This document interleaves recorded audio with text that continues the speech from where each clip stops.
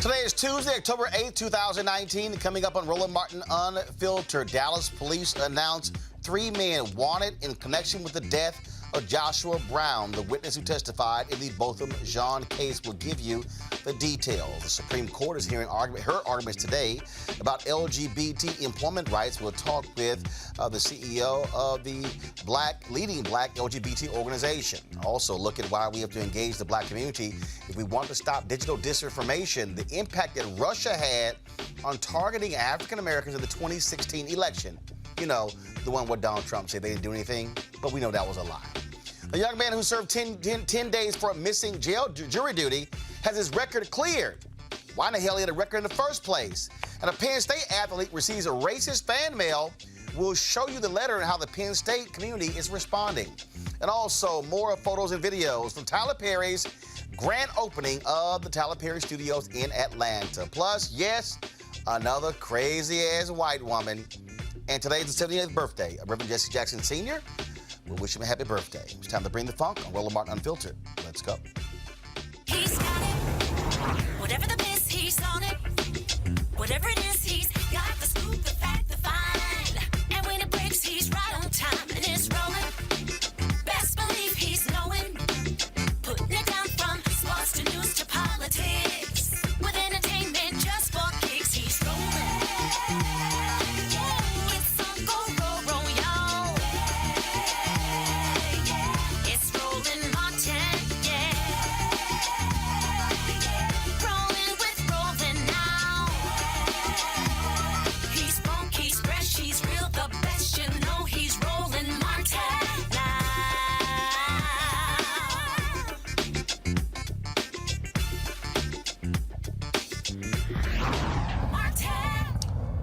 All right, folks, Joshua Brown, of course, the man who testified in the Botham Jean case, Amber Guyger, of course, was sent to prison, shot and killed on Friday. Today, Dallas police announced that 3 men are wanted in his death. A news conference took place today in Dallas, where they revealed the details of that particular case. This is the video from that news conference earlier today. Police Department, I'm over the Criminal Investigation Unit. So first, let me thank you for coming out on such short notice. I appreciate it. City of Dallas appreciates it, as well as the Dallas Police Department. As you know, Joshua Brown was shot and killed October the 4th of 2019. He was shot and killed at 4606 Cedar Springs in Dallas, Texas, which is why we gathered here today. First, I would like to acknowledge Joshua's family. We in the Dallas Police Department grieve with you. We understand how hard it is and how much pain is related to losing a loved one. No family member should have to suffer that kind of pain. I want you to know that the Dallas Police Department is working diligently on your behalf to solve this case. It's our policy that we pursue all murder suspects. We pursue them aggressively, we pursue them thoroughly, with the hope of bringing closure to the family. As you know, I've said it before, that we value human life. We understand that there are some in the community that do not, but the Dallas Police Department does value human life. Through the dedicated work of my detectives, we have identified 3 suspects in the Joshua Brown murder. Jacarius Mitchell, black male, 20 years of age. Michael Mitchell, black male, 32 years of age. Thaddeus Green, black male, 22 years of age. According to suspect Jacarius Mitchell, all 3 suspects came from Alexandria, Louisiana, to purchase drugs from Joshua Brown. Thaddeus Green was the facilitator. He's the one that contacted Joshua Brown. As they drove to the offense location, Thaddeus Green gets out of the vehicle, has a conversation with Joshua Brown, which escalates into physical altercations, at which time Jacarius Mitchell gets out of the vehicle and he states that Joshua Brown orders him back into the vehicle and shoots him in the chest. As he's laying in the vehicle, he hears 2 more gunshots. He says that Thaddeus Green shot Joshua Brown 2 times. According to the autopsy report, Joshua Brown was shot 2 times in his lower body. One was a through and through, and the other entered his body just below the spine, traveled upward, damaging vital organs. Thaddeus Green also took the backpack that Joshua Brown had, as well as the gun that Joshua Brown had. Michael Mitchell was the driver. He dropped Thaddeus Green off at an unknown location, and he took Jacarius Mitchell to Promise Hospital to receive treatment. He was later transported to Parkland Hospital, where he is currently in police custody. We will execute a warrant for capital murder on him today. We also received numerous tips as it related to the killing of Mr. Brown, and in that we executed a search warrant at Mr. Brown's apartment, where we confiscated 12 pounds of marijuana, 143 grams of THC cartridges, and $4,000 in cash. We have also issued capital murder warrants for the other 2 suspects, Michael Mitchell and Thaddeus Green. I want to assure the citizens of Dallas that we will continue to be transparent and we will provide updates as they materialize concerning this case. We as the police department need your help in capturing the 2 fugitives that are not in custody. We've partnered with our federal partners and we're in pursuit of them as I speak. If you know the whereabouts of these 2 suspects, please contact your local police department or the Dallas Police Department at 214-373-8477 or 214-671-3690. These suspects are to be considered dangerous because they're armed. Again, I want to thank you for coming out under such short notice. I thank you for trusting us to provide you with true and accurate information. I thank you, our community members, for partnering with us and believing in us as we pursue these fugitives. I'd be remiss if I didn't thank my detectives. I've said it. Come on. Slight issue there. Let's go right our panel right here. Dr. Jason Nichols, Department of African American Studies, University of Maryland. Also, Kelly Bethea, Communications Strategist, and Malik Abdul, Republican Strategist. The mayor over the weekend, Jason, tweeted out to folks not to engage in wild speculation. Folks were on social media saying this was a plot. He was targeted. They went after him. And even now, even though they've come out and made this announcement, here people say, oh no, they planted these drugs. They said that to come out and say they found marijuana in this guy's apartment. But also there was a shooting that took place in November involving Joshua Brown. It took place outside of a strip club as well. And he said that he feared they were going to come back and harm him. What do you make of, again, people immediately saying, oh no, the cops, they're the ones who actually were behind the murder of Joshua Brown? You know, I think it shows the lack of trust that many of our community have for law enforcement, and that's a reputation that law enforcement has earned. And I think Amber Geiger did law enforcement no favors with her actions to make people think that they can't trust law enforcement, that they can't believe in law enforcement. As far as what occurred, right now it looks like this was the case. I mean, he was selling marijuana, but marijuana, again, will be legal within a couple of years. We have people who are marijuana barons all over the country. This says nothing about his character. He had guns, he carried guns. As you guys, as Southerners know, many people in the South have guns. That doesn't make it, say anything negative about his character. The thing that did stand out to me about that press conference was the fact that they felt the need, even with the picture behind them, to say that these were black males. We saw that clearly on the screen, that the suspects were black males, but for some reason they had to, emphasize the fact that the suspects were black males. I didn't really understand what the need for that was, other than really to take a shot at people who were, maybe had some different ideas about what happened to Joshua Brown. Kelly. I don't believe this story. I'll just say it flat out. Why?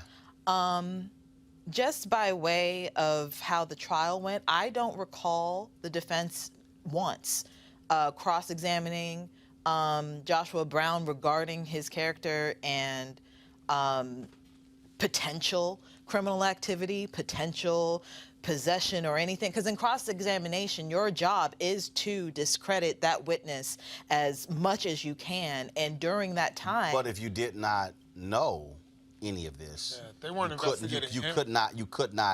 You can't say the potential. I mean, if he had been convicted of drug dealing, sure, that's the difference. I understand that, but what I'm saying is you're telling me that an entire defense team who's defending a cop didn't have the resources at their disposal to find out everything they could about their star witness in a high-profile murder trial?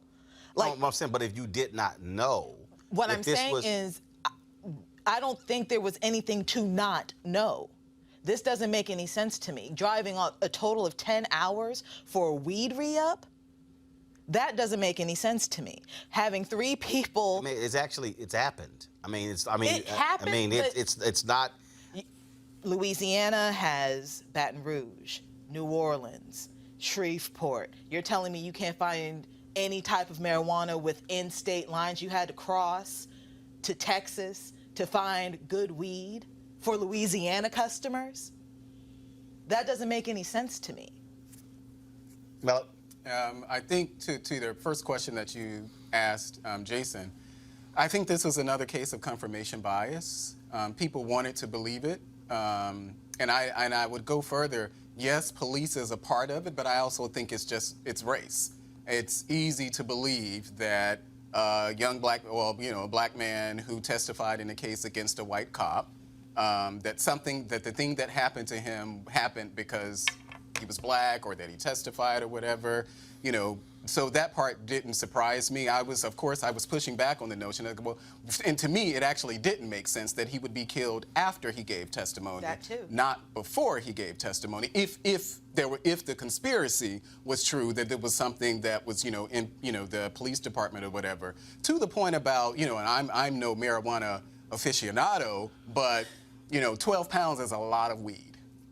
It's a lot of weed. So I can definitely see people driving hours and hours and hours away outside of their state to get 12 pounds. Well, I don't know that they were buying 12 yeah, right. pounds. Well, what they said... And that's risky. If you already know that Louisiana But people, doesn't people actually drive across state lines to get weight. And so... And coke?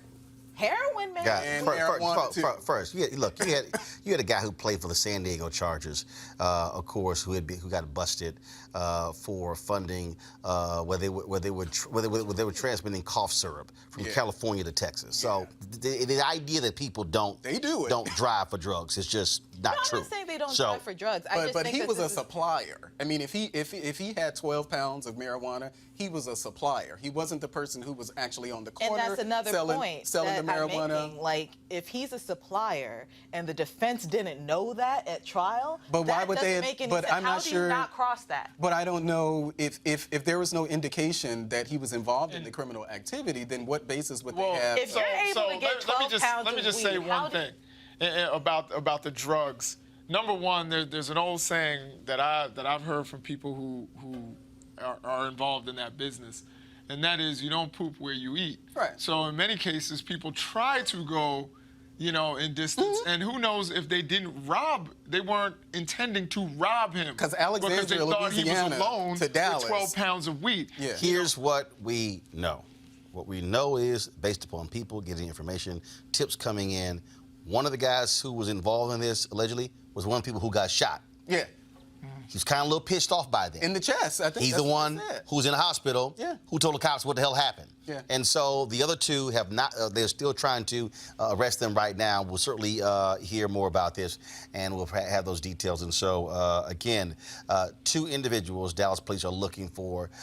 They have charged them with murder, and they're waiting to arrest them and look for them as we speak. And so we'll give you those details as they come available. All right, folks, let's talk about Supreme Court today. They heard a case that deals with the issue of whether or not folks who are LGBT are covered under the 1964 Civil Rights Act, of course. Now, there are three cases.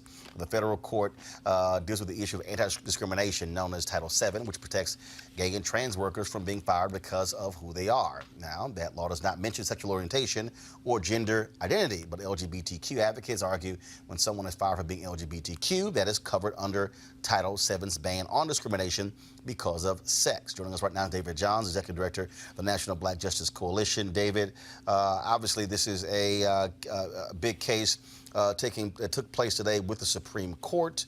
How significant is this? Because there are some who are suggesting that if you are gay, if the Supreme Court rules against the plaintiff here, that means that anyone can be fired if they are gay or lesbian.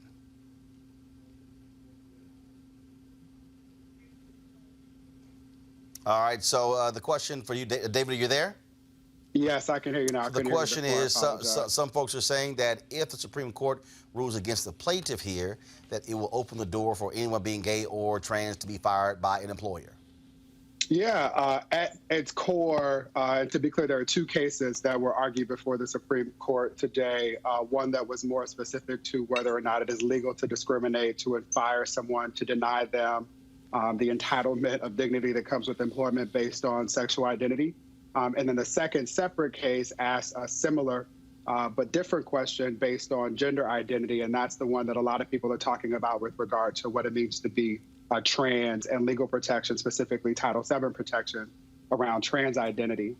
In that case, there is a level of nuance, given that we just simply have a lot more that we have to learn, that individuals within the LGBTQ community and trans folks in particular have to teach other people, including the justices, folks in the media, policymakers, about trans identity and all that it encompasses. But again, at its core, the question that was asked today is whether or not one can be fired and legally protected in firing somebody simply because their gender identity does not match the biological sex determination that was made at birth.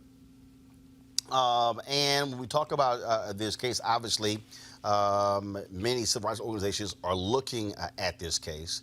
First of all, were you at the court today for the hearing? No, MBJC was represented today at the Supreme Court by Ashley Marie Payton, a phenomenal trans advocate who really talked about the importance of ensuring that the needs of Black trans women are centered as we have these conversations. It is Black trans women that are disproportionately impacted by these types of decisions, the ability for employers in spaces where Black people live, where Black LGBTQ people are concentrated. Again, we live in the South, in states where it is now legal to do this. And so the ability for employers to deny Black trans women the ability to make a livable wage would, to be clear, make it more difficult for them to live. And so she talked about that. And then Nikisha Lewis, who does a lot of labor work, also represented MBJC, talking about the impact to the gay, lesbian, and bisexual members of the community. We should all be clear, both LGBTQ people, that the attacks on trans people in particular will not save continued attack to then come against the right for lesbian, gay, and bisexual people to enjoy some of the civil liberties that we now might take for granted. For example, my ability to put a picture of my partner. I'm single, Roland. I know you know a lot of people. You can help a brother out in that regard at some point. No, I don't hook up nobody. I don't hook up gay people. I don't hook up heterosexual people. Because if it goes sideways, y'all ain't looking at me. It's like Sherry Shepherd. She still mad at Niecy Nash for introducing her to her ex-husband. No, I don't do no introductions. Nope. Okay, listen. So the point here, however, is that there are states where I could be fired for putting a picture of my partner, the one that I'm going to manifest, on my desk, and the court is going to be deciding in ways that might affect that in the future. So I'm thankful for both Ashley Marie Payton and for Nikisha for representing NBJC today. All right. Well, we certainly will see how the Supreme Court rules based upon people. You know, you really can't guess how it goes.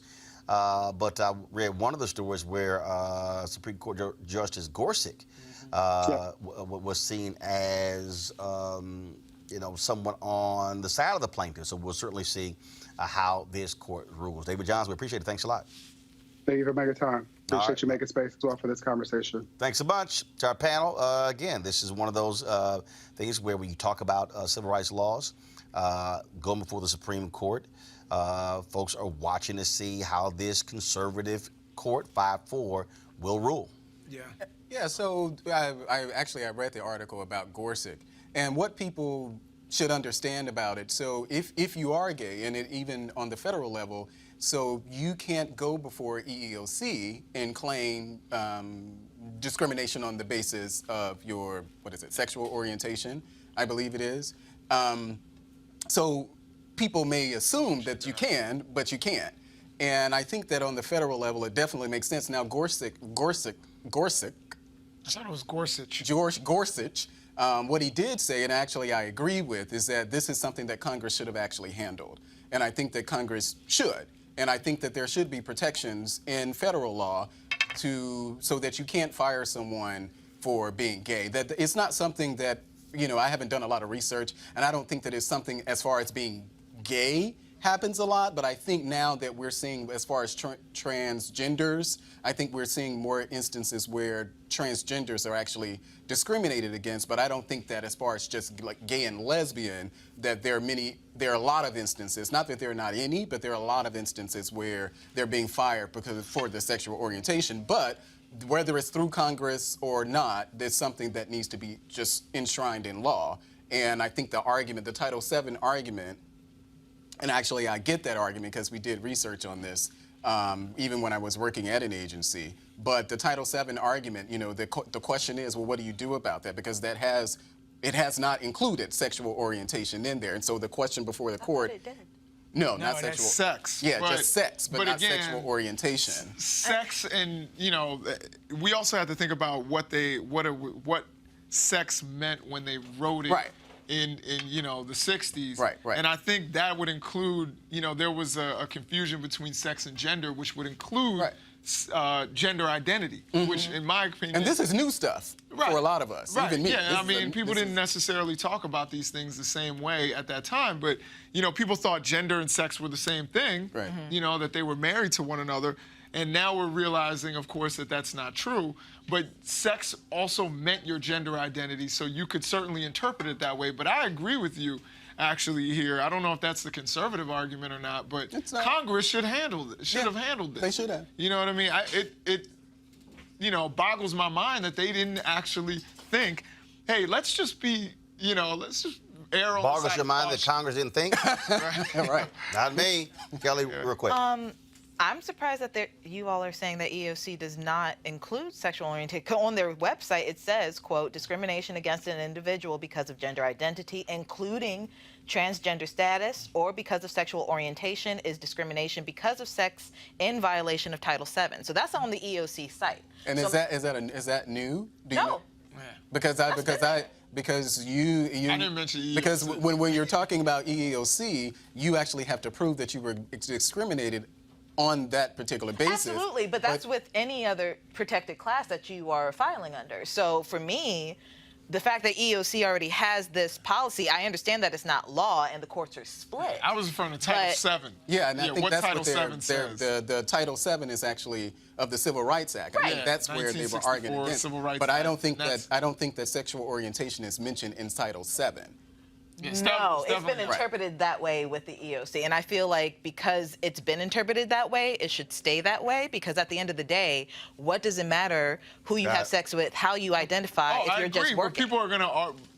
If Congress had acted and cleared this up, people wouldn't make the argument, that... Absolutely. But that's Congress. But that's why we're here. But that's why you're the Supreme Court. Yeah. All right, folks, got to go to a break. When we come back, we'll talk about how the Russians targeted and used black folks to, yes, they trolled us in the 2016 campaign. The Senate Intelligence Committee, they've now come out and said that's the case.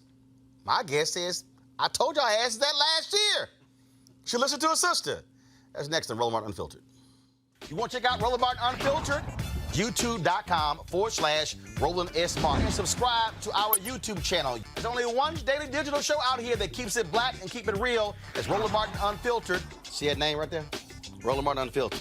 Like, share, and subscribe to our YouTube channel. That's YouTube.com/Roland S. Martin. And don't forget to turn on your notifications so when we go live, you'll know it. All right, folks, you've heard me talk a lot about marijuanastock.org because I want to keep you informed of investment opportunities that make sense. We've all watched the growth of the cannabis industry. A recent report by New Frontier Data estimates the global cannabis market at more than $340 billion. Now, we know that marijuana legalization is sweeping the country state by state. We also know that marijuana has a good cousin, the hemp plant, with a much higher concentration of CBD. That means hemp gives you all the medical benefits of marijuana without getting you high. Until recently, hemp farming was practically legal in the U.S. and heavily regulated by the DEA. However, the 2018 Farm Bill changed all of that, making it legal to grow hemp CBD in the U.S., thus creating one of the largest commodities worldwide.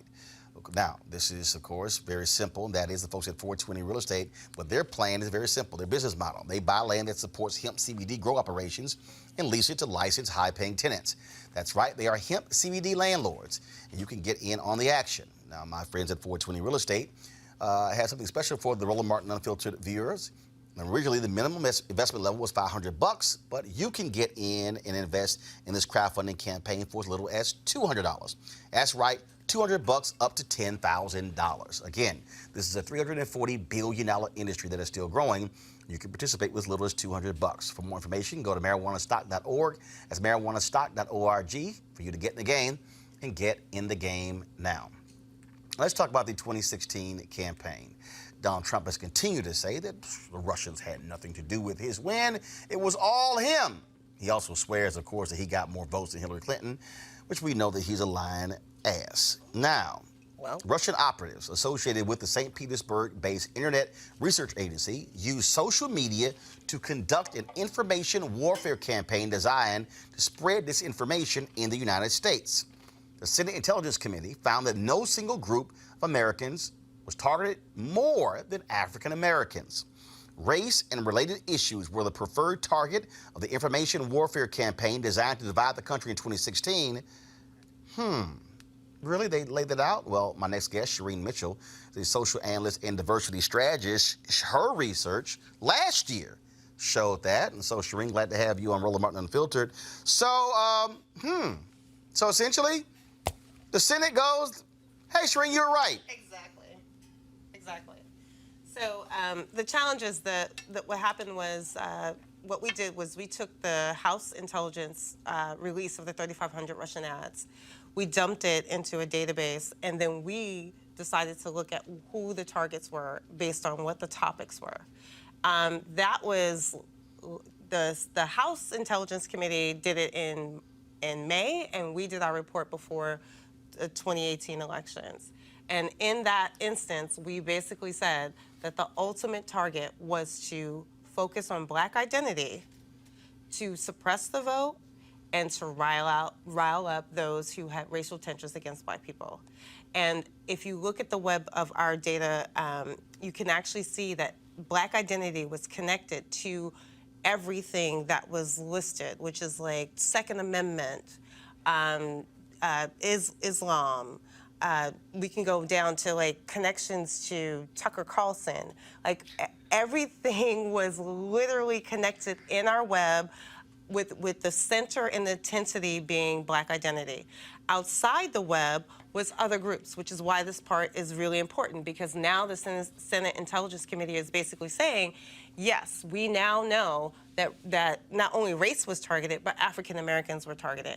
So outside our spectrum of the web is Latino and Chicano issues. Outside our web is Native American, indigenous issues. And then there's like this really weird, funky, outside part that's like focused on like memes for white boys in college. But the intensity of the data shows how fierce and how targeted they were on not only using Black identity to suppress the vote, but using Black identity to rile up other groups. And what you had is you had these Russian trolls who were encouraging Black folks not to vote. Yes.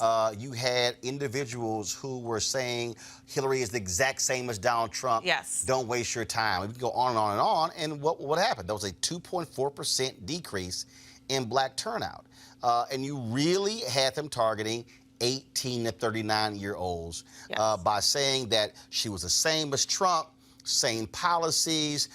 They were really amplifying the whole super predators comment. All of those different things. They also discovered that one of the biggest Black Lives Matter Facebook pages was actually a Russian front. Yes. Like there was so many. So the thing is, the way that we came to this information was that we were tracking how often we were seeing these fake accounts pretending to be Black women, and for us who know how this works, Black women are like the key to the Black vote. And so the fact that they were pretending to be Black women was on top of the issue. But this part about using the super predator piece is really important, because there was no conversation about Trump and the way that he treated the exonerated five, right? But we have her being repeated all over the place saying super predator. We have issues where we're looking at the crime bill, but we're not talking about where some of that started. So using her as this prop up on this particular issue about crime was also key to kind of sort of suppressing some of the vote. Let's just be clear, though. I don't want to turn this into it was us that made this happen, because you have to understand that overwhelmingly white Americans voted for this guy. Like, some people may not have shown up to vote. Some people may have not been able to get to vote because of information that was being also disseminated falsely by the Russian IRA account. So they were basically telling people, oh, don't stay in line, just text your vote. That's voter suppression. So so there was a combination of activities that were going on that includes the stuff that was happening on the ground and what we now know as digital voter suppression. Questions, anybody? So, considering the states that Hillary actually lost, is there data showing that the black vote was affected in those states? Like, is that Michigan, Wisconsin? Like, is there data, the actual data that's showing that in these states, the number of the percentage of black voters were fewer than whatever they should have been? What does that data actually look like? Yeah, there's 2 data points. The first one I want to talk about is the Brennan Center just put out their report that shows that between 2016 and present, there were over 17 million voters who were suppressed, and they show the states. The states purged, I'm sorry, not suppressed, but actually purged. Wisconsin is like the reddest state of suppression. In other words, the way in which they were purging was up to 18%. The other part that I always love when people ask this question, because they always bring up Michigan. So the troll farm framework about them both being the same in Michigan is where you see that happen, i.e., 90,000 people made it to the polls and decided not to vote top of the ticket. They voted completely down ballot, but left the top voided. Which is rare as hell. Rare on. I mean, most people, most it's the highest at the top of the ticket, and then it just drops as you go down. No. So in this case, we have the evidence. 90K literally left out top of the ticket and voted all the way down. And also, let's be clear, he won by 77K. So just imagine if that wasn't being pushed out there as a narrative. No. So did the bots were the Russian bots responsible for people not voting top of the ticket? No, so there's a conversation about psych ops versus what people actually do. So if they believed that they were both the same, they would not vote top of the ticket. So if the message is sent out multiple times, which is disinformation, that these are the same people, i.e., by the way, super predator, but not exonerated 5, it somehow seems to miss people's thought process. I'm sorry. Oh, so do we know what areas in Michigan? And I know I'm getting really specific, but if we're talking about 90K votes and we're going to assume, say, 80,000 of them were for Hillary, do we know what areas, like was it in Detroit?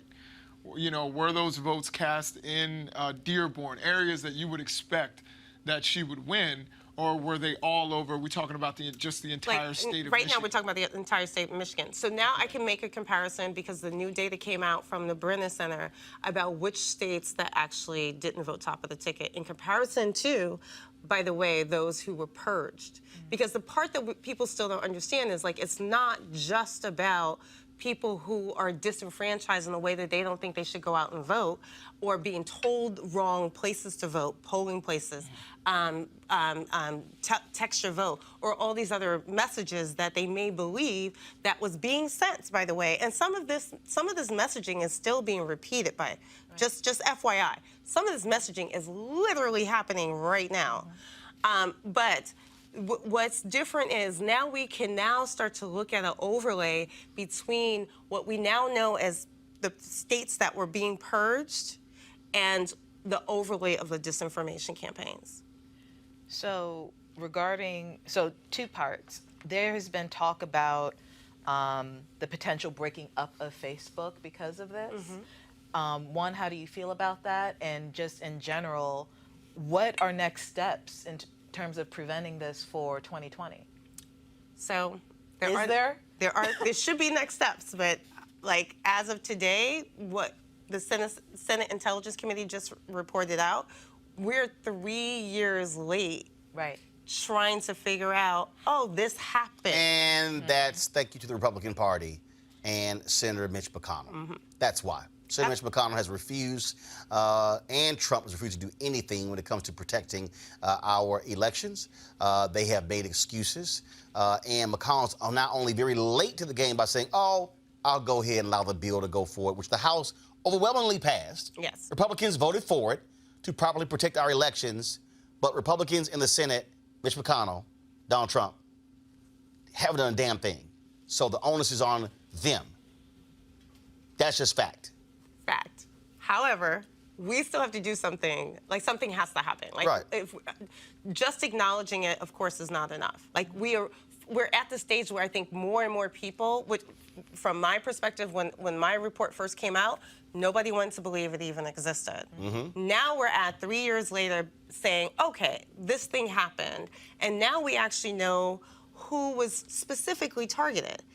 Now it's 3 years later, and of course the game has changed. Like they have morphed and figured out new ways Right. to come at us. Man, we not know they access election centers. Yes.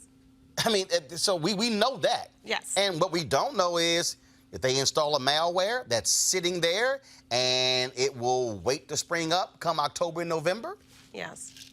Yeah, so I just wanted to mention very quickly about just the whole disinformation part that you mentioned about super predators. Well, like for me, and these aren't people, these weren't Russian bots, but super predators was a real conversation that people were having in the black community. That's not the point. That's not the point. If you looked at... Don't dismiss it. No, I'm not, true. I'm not dismissing it, but what I'm saying is if you look, the point is when she talked about cyber ops, when you look at the documentary The Great Hack, and when you look at how information is being fed, and how you're being deluged with the information, and the whole point is, how can I impact someone psychologically that then changes their perception when it comes to voting? That documentary, The Great Hack, just laid it out, how Cambridge Analytica understood it, how they used it in other countries, and how they were very clear on how they were targeting white rural voters, and and how specific they were with certain phrases and how it was used. So the point was not that that wasn't an issue. The point that Shireen is saying is, how is it that you had this super elevated conversation with Hillary Clinton and super predators, And nothing. but you had way down here Donald Trump saying, taking the full page ad out, and they should get the death penalty. And so if there's No, not full page ad, just to like a full page ad to lynch these innocent boys in Central Park, that was not repeated, and I don't understand how we can have this conversation without. No. What she's saying is, if you have like this much conversation here, and this little amount of conversation, what is actually driving this much conversation? When really what it should have been is sort of like, if there was a lot of conversation about black people, about super predators. And if it was a both, those aren't the same thing to me. I'm actually going to agree with Malik here in the sense that I heard both, but that actually adds to what Shireen is saying, because it made many African Americans feel like they're the same, that they're not different. That's what drove voter participation down. And so I heard the same conversation about super predators, and I heard a whole lot. I heard a whole lot about Central Park 5. That wasn't. No, it wasn't. If you look at the data, Shireen, if you look at the data, go ahead. In the data, the Central Park 5 conversation was not in it. Right. But is this mainstream? Like, is there a difference between black media and like mainstream? I think you have to. I vote for mainstream. Hold on one second, Shireen, go ahead. So just so that we're clear about this, like, yes, our community has debates about this particular issue, but let's just also be clear. Hillary Clinton said super predator. She was the first lady. She did not write the bill. She did not vote for the bill. She did not have anything to do with the bill out of her saying super predator, but none of that was talked about. By the way, the person who wrote the thing is running for office right now. The person who voted for it is running for office But right Hillary now. Clinton was But the only- Clinton, who is the president who signed off on it, was not punished for that, and you're punishing Hillary Clinton. Hillary because of Clinton. I Hillary Clinton. disinformation. Hillary Clinton. No. One second. Hold on. One second. Because again, I want Shireen to explain this to people because this is the difference. What Shireen is saying, correct me if I'm wrong, what you're saying is if you look at the data, you had so much conversation. And you then ask yourself, and then when you start breaking apart the data, it's what actually is being reported. And so, again, if you take that, you take in the documentary The Great Hack and how certain phrases were used. What she's saying is that, wait a minute, if you had this super high number of mentions of super predator on these social media platforms, Right. in tweets, on Facebook. So if you had super predator here and you had Central Park here, Yes. that would say, wait, but hold up. How could you have that level of disparity? That's what I think she's saying when it comes to the data. But I get that part, but I don't compare Super Predator and Trump's comments about Central Park 5. Because for me, Super Predators was something that actually fueled what we're now trying to undo in our criminal And that justice full-page system. ad fueled the potential listing one of full-page 5 ad in a innocent- one. Hold up. No. Hold up. We are not going. First of all, we're going to say actual facts. It was not just a single full-page ad. Okay. It was No, one second.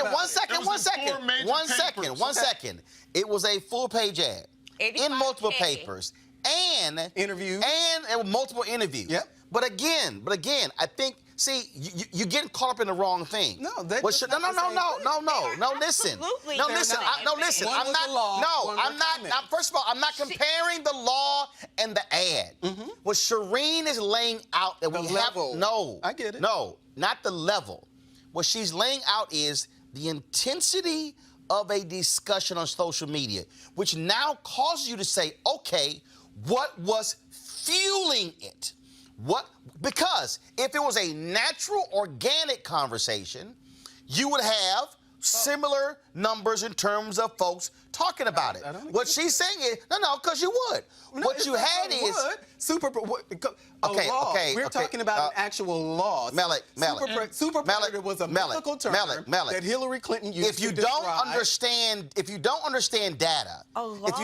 you don't understand a clear, concerted communication strategy I do. that drives a conversation, Right. and so what she's saying is if you actually study the data Right. and see where it was coming from, what you had is you had this A deluge. No. You had a rocket ship fueled by jet fuel. I get it. That was driving this thing. Right. That was throwing out so much stuff. Right. And you virtually had a small amount over here. So the issue here is who was driving it and why were they driving it? And to her point, it was all designed to purposely turn African Americans against Hillary Clinton. Shireen, is that correct? That is correct. Well- also, please be clear. As I'm sitting here, I have to understand. I grew up in Harlem. I was there in 1989. I will tell you what happened to my community when this whole thing went down. I will never forget it. I will also say that the fact that what I watched happen in comparison to that dude and Hillary Clinton is night and freaking day from my experience living through the rest of that. Well, from my experience living in the United States of America, who actually heard Hillary Clinton make those comments about she made the comments. It was a mythical term But that she decided to use, and she was out there advocating. Whether she didn't sign, whether she signed,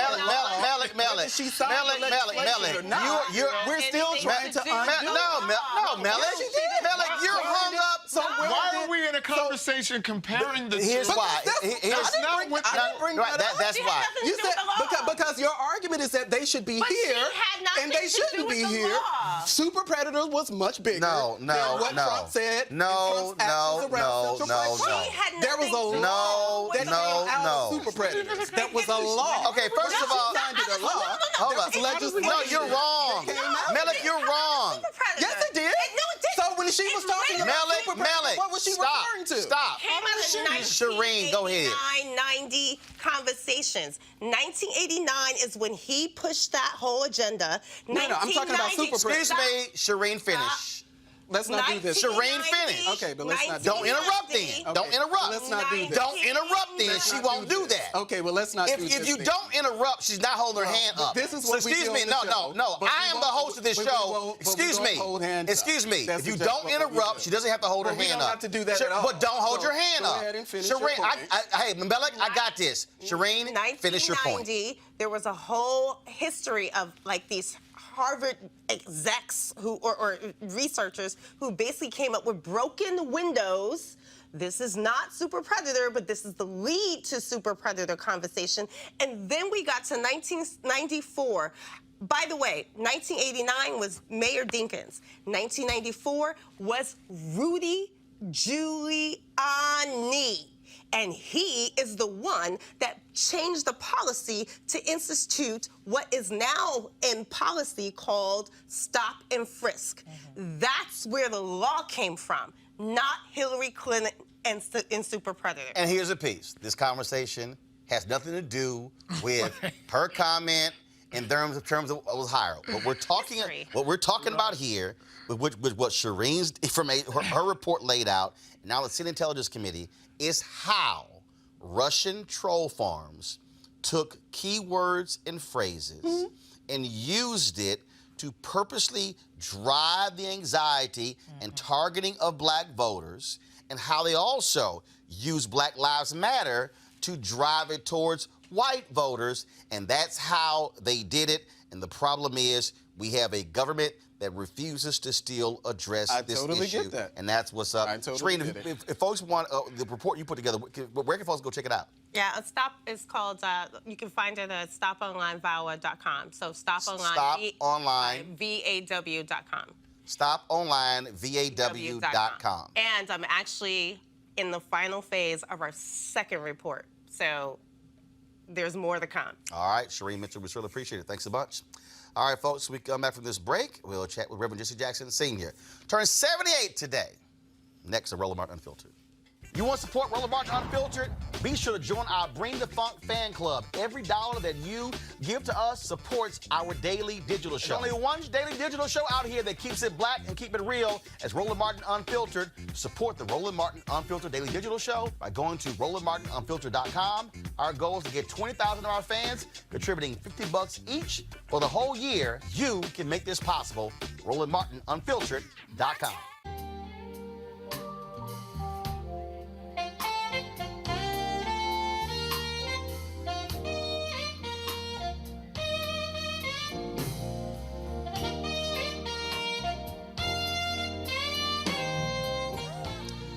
The second annual Luxe Jazz experience taking place in Cabo, November 7th through the 11th. You're hearing, of course, that's Gerald Albright. It is an upscale destination with luxury accommodations, fine cuisine, top shelf libations, golf, spa, health, and wellness. So if you want to attend, you can go to lifeluxejazz.com to sign up. But those of you who don't want to go, you can still participate by going to gfntv.com. gfntv.com to watch the live stream. Get your live stream pass. It's 14 acts. Over 3 days, you'll be able to watch every single one of those concerts. I'll be broadcasting my show from there Thursday and Friday. But if you can't make it to Cabo, you can still participate by watching the live stream. So sign up at gfntv.com. It's $10.99, gfntv.com. 3 fantastic days of concerts, including, folks, Mark Curry, as I said, Joel Albright, Alex Bouillon, Raul Madon, Incognito, Pieces of a Dream, Kirk Whalum, Average White Band, Donna McClurkin, Shalea, Roy Ayers, Tom Brown, Ronnie Laws, and Ernest Quarles. It's going to be fantastic. Again, get your live streaming pass at gfntv.com. All right, folks, today is the 78th birthday of Reverend Jesse Jackson Sr., of course. He has been in the civil rights fight for more than 60 years, and so it is all over the weekend. He was in, of course, Beverly Hills, where they have a birthday party. It's a fundraiser for Rainbow Push, where they honored several people, including Jamel Hill. He joins us right now. Reverend, how you doing? Well, Roland, thanks you for allowing me to talk with you today. We tried to make the most of this landmark day. We went to the homeless shelter at 9 o'clock today. There are 16,000 children in Chicago who do not have an address. They're homeless. Obviously, they're homework. They have no home. And there are thousands of parents here who work every day to make $8 to $10 an hour. And though they work, they're homeless shelters. That's the big feature. With the Cook County Jail, they have lunch with the inmates today. 7,000 inmates in Cook County Jail, mostly black. 2,500 on ankle bracelets in the streets. They're all eligible to register and vote. One brother been in jail 5 years waiting for trial, another 7 years waiting for trial. So I want to put some folks there on the plight of the heart of the Chicago. You can register and vote and have precincts in the jail. I want that to happen all across the country, Roland. Reverend, you're 78.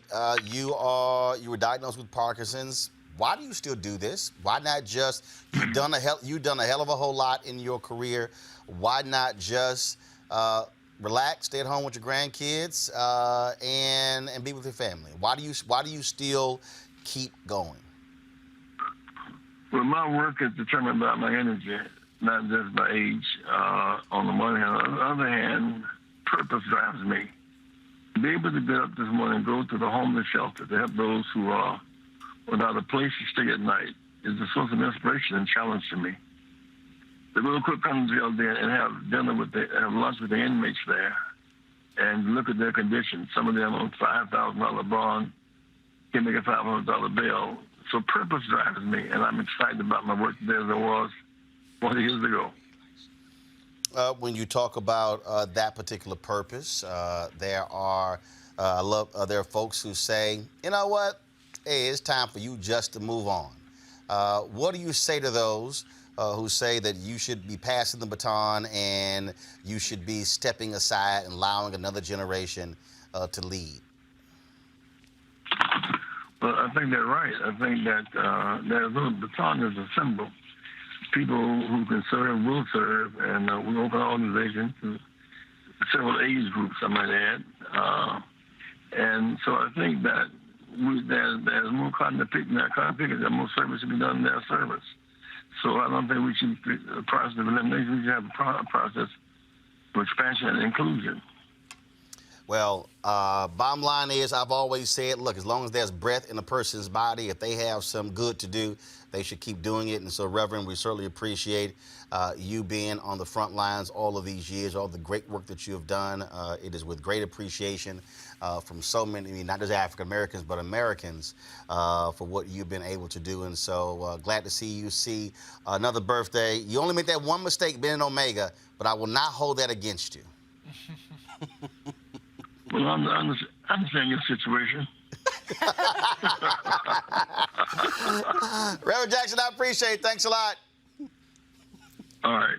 All right, take care. All right, folks, Oprah Winfrey now has the largest endowment ever at Morehouse College in Atlanta after donating $13 million. She visited the HBCU on Monday for the 30th anniversary of the Oprah Winfrey Scholars Program. It started in 1989, and the fund stands at $12 million. Here she is making the announcement. Seeing you young Oprah Winfrey scholars here today has moved me deeply. I am so proud of you. I'm proud of everybody in attendance at this school who is seeking to know more clearly who you are, the value you hold, and how you will share that value with the rest of the world. I was really surprised to learn that it's been 30 years since I made that $12 million donation to Morehouse. And so today, I would like to add $13 million to that. course, that now pushes her donation to $25 million. Now, you remember when Robert Smith, the billionaire, promised to pay off the student loan debt of the 2019 Morehouse class. All these people were sitting here saying, what is Oprah going to do? And she had to remind them of that Morehouse Scholars Program. And so now folks actually see what she has done. So certainly congratulations to Oprah Winfrey and Morehouse for that donation. All right, folks, 21-year-old DeAndre Somerville, who spent 10 days in jail after he overslept and missed jury duty, has had his record cleared. Palm Beach County Circuit Judge John Kashranakis rescinded his contempt finding, writing that Somerville has been apologetic, totally rehabilitated, and no longer needs to be on probation. He had initially also sentenced him to 12 months of probation and ordered him to perform 150 hours of community service. On Friday, he reduced it to 3 months of probation and 30 hours of community service. Jason, is still bullshit. Total bullshit. Unbelievable. I can't. Like, I'm not going to congratulate you because you reduced it to to 3 months probation and 30 hours community service. No, it's full of it. No, it's completely full of it. It's you know, that judge. Someone needs to look at that judge because that's ridiculous. You know, I feel like he's bullying and picking on some young kid who overslept. It's the fact that as a matter of fact, the judge should have to give him something for having 10 days of his life taken away. Right. You know that. I mean. I think the court and the judge owe him some sort of restitution for that. But I do want to make one point, and that is that we as African Americans need to serve on juries. Right, but here's the deal, though. That's important. The brother was serving on the jury, nothing Kelly. about him. He was serving on the jury. He overslept. Yeah, nothing about him. Okay? And what he didn't call the bailiff. He went ahead and went to work. Mm-hmm. I'm sorry. That's not 10 days in jail. It's not worth anything, really. And frankly, if this judge doesn't do the same type of treatment to every juror who does that, then like Jason said, we definitely have a problem here that needs to be investigated. Shouldn't do it to any juror. No, he shouldn't do it at all. But what I'm saying is it does look like he's bullying a young black man and trying to teach him a lesson and stuff of that nature. If he's not doing that for anybody who's overslept for a jury trial, that shouldn't be happening at all. But even though his record got vacated, he's still beholden to community service hours. I read that on Friday, the judge reduced the terms of his probation from 12 months and 150 hours of community service to only 3 months probation and 30 hours of community service. So either way... Yeah, that's what I just said.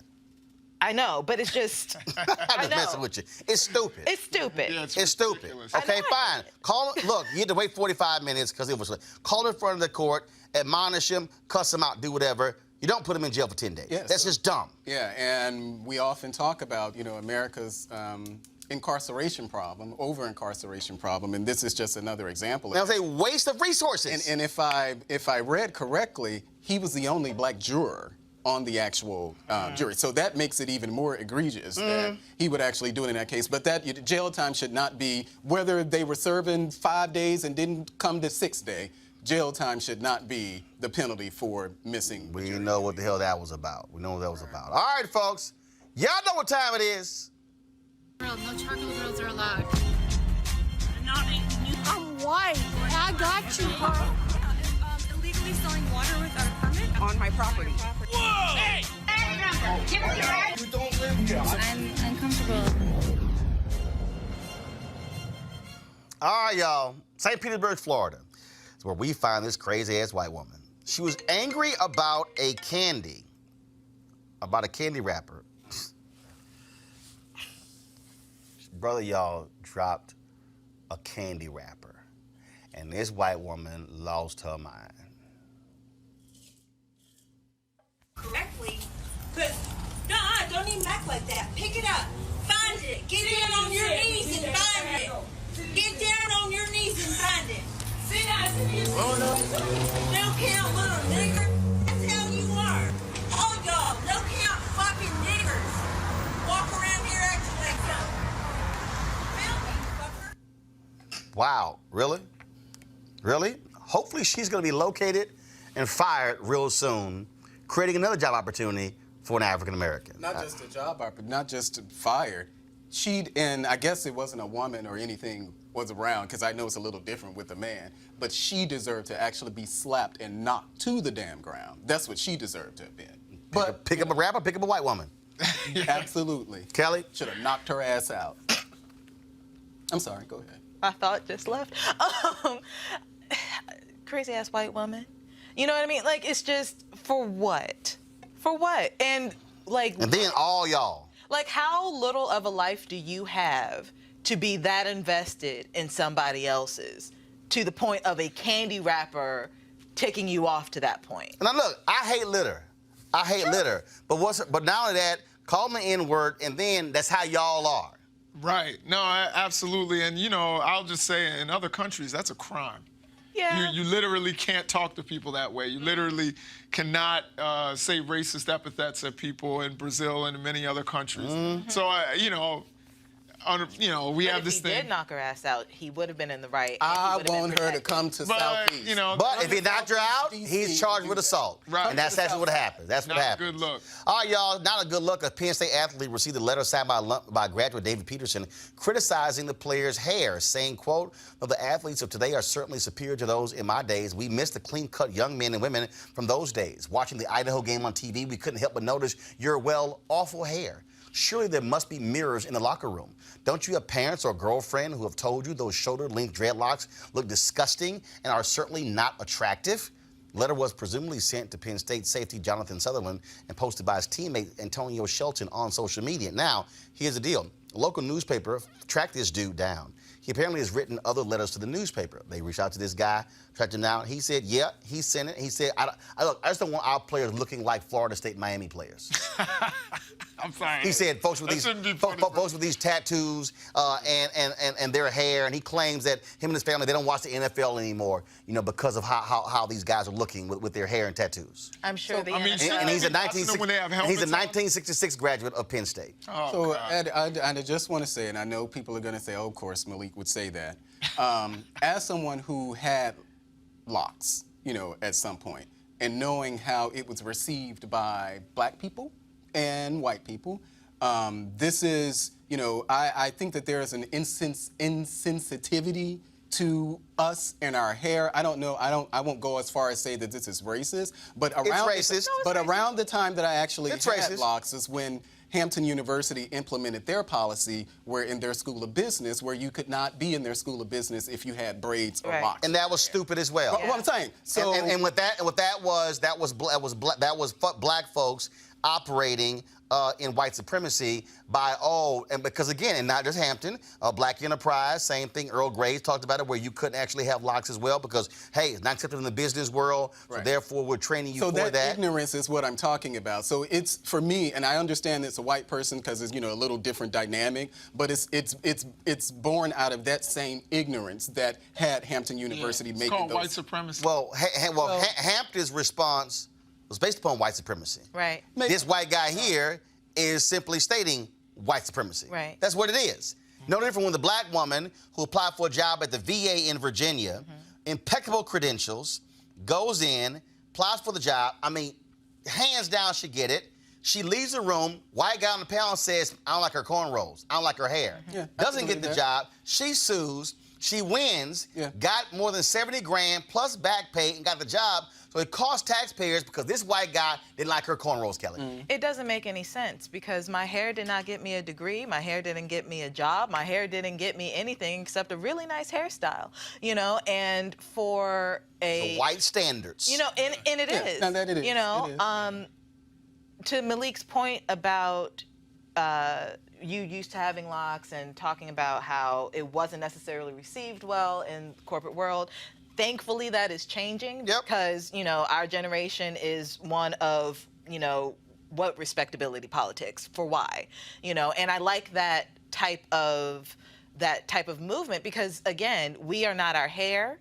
And if a white person comes in with curly hair one day and straight hair the next day and split ends and all that, if they can do all of that, I can come in with a fro. I can come in with faux locks or real locks or sister locks or any other type of lock or any other type of braid or any other type of twist because I'm here to do a job and it has nothing to do with my hair. And that's why California has a law that was signed dealing with hair discrimination, saying that's against that. And guess what? They should call this dude out, should put him on blast, and he should be persona non grata when it comes to Penn State because, you don't like his hair, but you don't mind him scoring them damn touchdowns. Yeah, and I just want to just add quickly, you know, we also perpetuate this. So I know black women who, under no circumstance, would date anyone who has locks in their hair, who has cornrows in their hair, who has braids in their hair. We perpetuated even name discrimination. We perpetuated because of white supremacy. In fact, Jackie just sent me this. Amisha Cross, who's on our show a lot, she posted this on social media.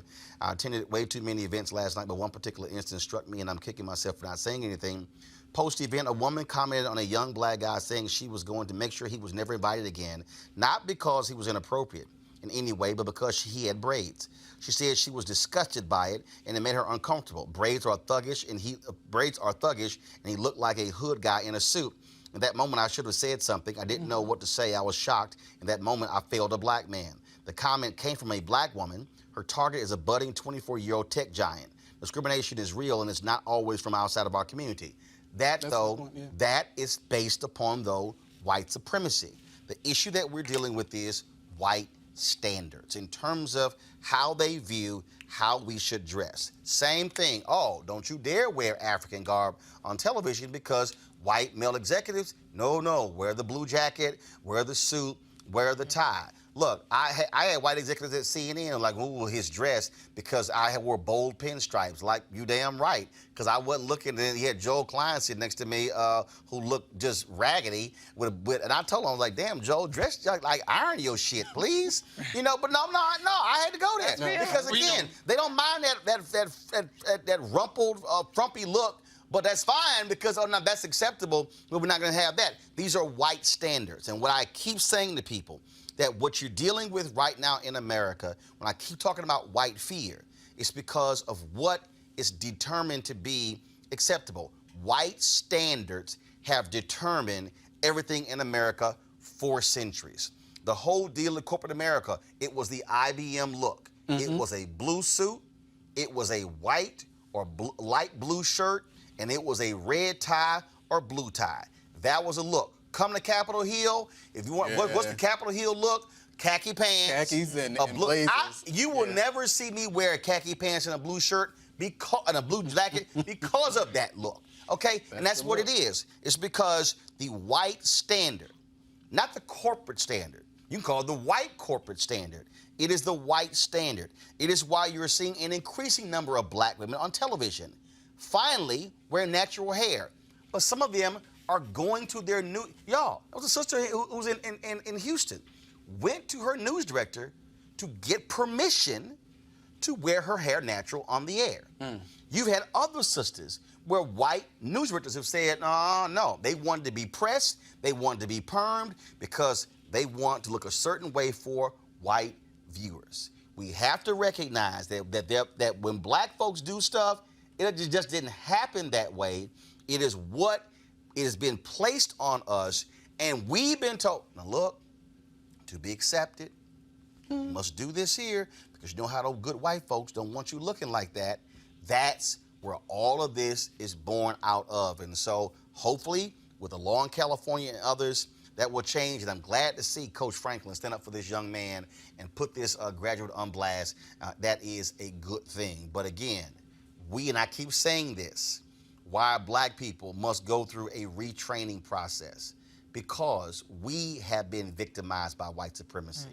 We have taken on, in many ways, the view and perspective of the oppressor, because they have said, you can't walk through this door unless you conform to our standards, our vision of beauty.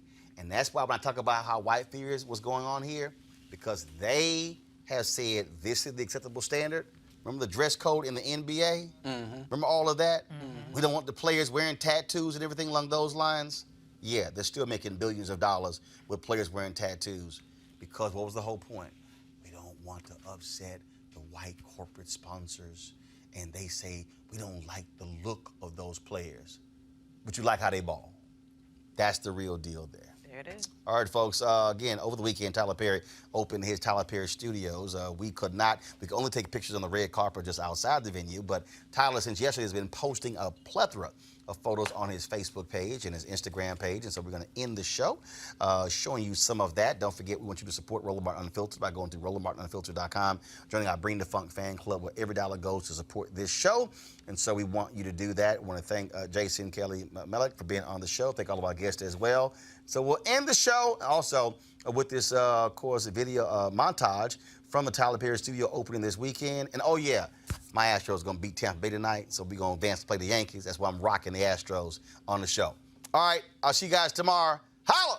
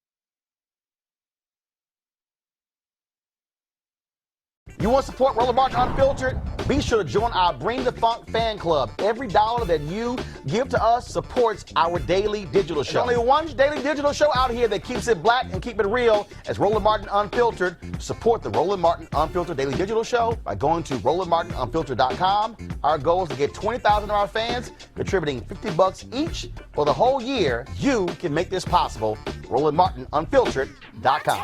This is Diala Riddle, and you're watching Roland Martin Unfiltered. Stay woke. This is Director X, the director of Superfly on the red carpet or the black carpet, and you're watching Roland Martin Unfiltered. Yo, what up, y'all? This is Jay Ellis, and you're watching Roland Martin Unfiltered. Hi, I'm Chaley Rose, and you're watching Roland Martin Unfiltered. I'm Lex Scott Davis, and you are watching Roland Martin Unfiltered. Hey, what's up, y'all? It's your boy Jacob Lattimore, and you're now watching Roland Martin right now.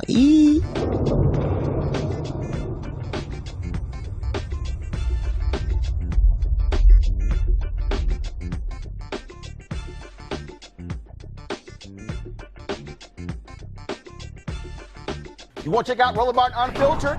YouTube.com/Roland S. Martin. And subscribe to our YouTube channel. There's only one daily digital show out here that keeps it black and keep it real. It's Roland Martin Unfiltered. See that name right there? Roland Martin Unfiltered. Like, share, and subscribe to our YouTube channel. That's YouTube.com/Roland S. Martin. And don't forget to turn on your notifications so when we go live, you'll know it. Hey fam, want to check out Roland Martin Unfiltered, the blackest show on all of digital, cable, and broadcast. Check out our audio podcast. There's only one daily digital show out here that keeps it black and keep it real. It's Roland Martin Unfiltered. Press play.